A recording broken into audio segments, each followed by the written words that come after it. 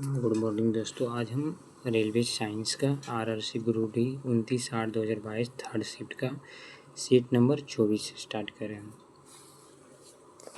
इस साइंस का PYQ है। पहला क्वेश्चन है, करा निम्न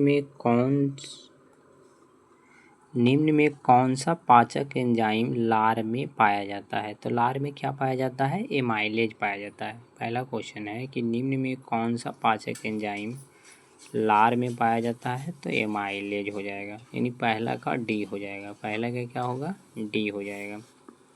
दूसरा नंबर क्वेश्चन है, कहता है निम्नलिखित कथनों पर विचार कीजिए। पहला है, बादलों में मौजूद कण सूर्य से आने वाले श्वेत प्रकाश में मौजूद विभिन्न रंगों की तरह धैर्य की तुलना में बड़े होते हैं। और दूसरा नंबर कह रहा है, श्वेत प्रकाश के सभी रंग लगभग समान मात्रा में परिकीर्णित होते हैं। उपर्युक्त में से कौन सा कथन हमें धूप के दौरान बादलों के सफ़ेद रंग को समझने में मदद करते हैं। तो इसमें कौन करेंगे, तो पहला भी करेंगे और दूसरा भी करेंगे। पहला और दूसरा यानी दोनों सही हो जाएगा, 2 का ए हो जाएगा। तीसरा नंबर क्वेश्चन कहता है बेकिंग पाउडर डैश का मिश्रण है। तो बेकिंग पाउडर जो है किसका मिश्रण है, तो देखिए बेकिंग सोडा और ब्लीचिंग पाउडर, जो कि गलत है। सोडियम कार्बोनेट, टार्टरिक अम्ल, ये भी गलत है। बेकिंग सोडा और धावन सोडा, इसका भी नहीं है। ये क्या है, बेकिंग सोडा और मृदु खाद्य अम्ल का मिश्रण है। किसका है, तो बेकिंग सोडा और मृदु खाद्य अम्ल का मिश्रण है, यानी 3 का क्या होगा, डी होगा।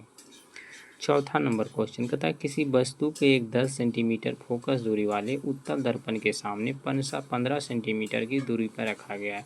उसका प्रतिबिंब की दूरी क्या होगा, यानी भी बराबर भाट पूछ रहा है।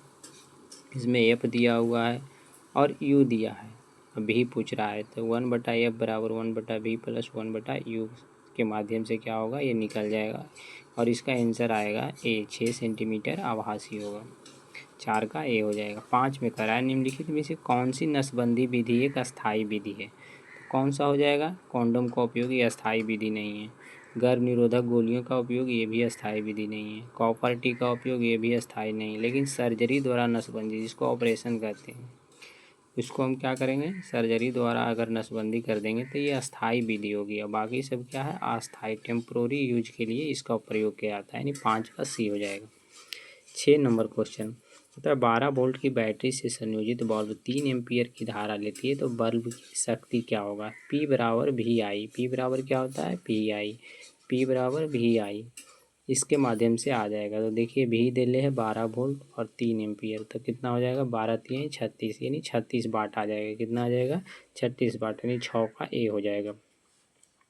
7 नंबर में कह रहा है किसी चालक को 2 वोल्ट की बैटरी से संयोजित किया गया। मान लीजिए कि चालक के सिरों के बीच विभवांतर V1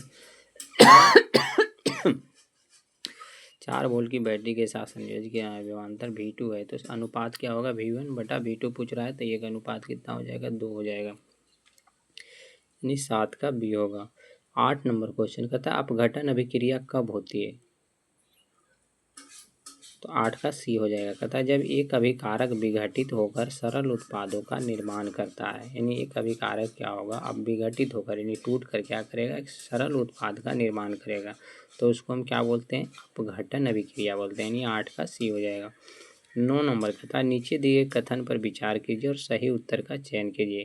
कहता है धातुएं विद्युत धनात्मक प्रकृति के होते हैं। धातु जो होते हैं विद्युत धनात्मक प्रकृति के होते हैं, तो ये तो सही है। दूसरा कहता है बंध बनाते समय धातुओं में इलेक्ट्रॉन त्यागने की प्रवृत्ति होती है, ये भी सही है। ये भी क्या है, सही है।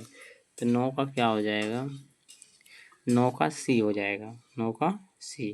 कहता है दोनों कथन सत्य है। कथन 2 कथन 1 की सही व्याख्या भी करता है, क्योंकि इसमें धातु में क्या होता है, इलेक्ट्रॉन त्यागने की प्रवृत्ति भी होती है और धातु क्या होता है, धनात्मक प्रकृति को होता है, यानी दोनों सही है। और कथन 2 जो है कथन 1 की सही व्याख्या करता है, मतलब 9 का सी हो जाएगा।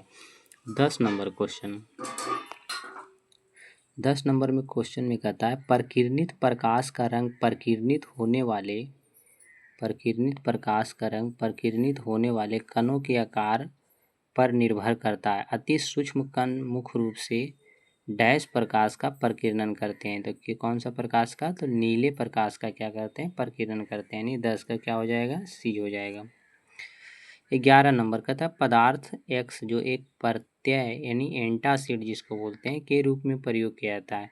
तनु हाइड्रोक्लोरिक अम्ल के साथ विक्रिया करके गैस वायु उत्पन्न करता है, जिसका उपयोग एक प्रकार के अग्निशामक में किया जाता है। पदार्थ एक्स और गैस वाई क्रमशः है। तो पदार्थ जो एक्स होगा वो क्या होगा? सोडियम बाइकार्बोनेट, जिसको खाने वाला सोडा कहते हैं, NaHCO3। और जो गैस निकलेगा वो क्या होगा? कार्बन डाइऑक्साइड CO2 निकलेगा। यानी 11 का बी हो जाएगा। 12 नंबर कहता है किसी वस्तु को 15 सेंटीमीटर फोकस दूरी वाले अवतल दर्पण के सामने रखा जाता है और उसका प्रतिबिंब वस्तु की ही ओर 45 सेंटीमीटर की दूरी पर बनता है। तो दर्पण के वस्तु की दूरी ज्ञात करें। यू पूछ रहा है, भी दिया हुआ है 45 सेंटीमीटर, एफ जो है 15 सेंटीमीटर। 1/v बराबर 1 + u बटा प्लस 1/f हो जाएगा। इस पर क्या हो जाएगा? बन जाएगा। यानी आ जाएगा 22.5 सेंटीमीटर। 12 का सी हो जाएगा। 13 नंबर का रहा है एक विशिष्ट कस्बे में अजैव निम्नकरणीय अपशिष्ट के उत्पाद को कम करने के लिए 3R रिसाइकल 3R का मतलब क्या होता है? देखिए रीयूज। पहला R का मतलब क्या होता है? रीयूज और रिड्यूस का पालन किया जाता है। रिसाइकल, रीयूज और रिड्यूस का पालन किया जाता है। इन तीनों का सही क्रम है। पहला है रिड्यूस, पहला क्या होगा? रिड्यूस। उसके बाद क्या होगा? रीयूज। उसके बाद क्या होगा? रिसाइकल। पहले रिड्यूस करेंगे, फिर रीयूज करेंगे, फिर रिसाइकल करेंगे। यानी 13 का ए हो जाएगा। 3R का मतलब होता है रिड्यूस, रीयूज और रिसाइकल। 13 का ए। 14 नंबर का था निम्नलिखित में से कौन सा दहन अभिक्रिया का गुण है? तो कौन सा होगा? तत्व ऑक्सीजन की उपस्थिति में जलता है। ये दहन अभिक्रिया का गुण है। यानी 14 का ए हो जाएगा। 15 नंबर 400 मीटर की दौड़ में भाग लेने के बाद आपको ऐंठन होती है। निम्न में से कौन सा विकल्प इसका सबसे सटीक कारण हो सकता है? तो 15 का सी हो जाएगा। ऑक्सीजन की कमी और पायरुवेट का लैक्टिक अम्ल में परिवर्तन। ये क्या हो जाएगा? सही होगा। यानी 15 का सी हो जाएगा। 16 में कहता है निम्नलिखित अभिक्रिया के लिए अवस्था के संकेतों के साथ रासायनिक समीकरण को संतुलित करें।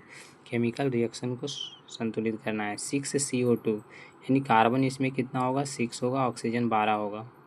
12H2 यानी हाइड्रोजन 24 हो जाएगा, ऑक्सीजन 12 होगा। इसको जब रिएक्शन करवाएंगे तो 6C6H12O6। तो देखिए कार्बन 6, ठीक है, हाइड्रोजन 12 और हाइड्रोजन 12, 12 12 24 हो गया।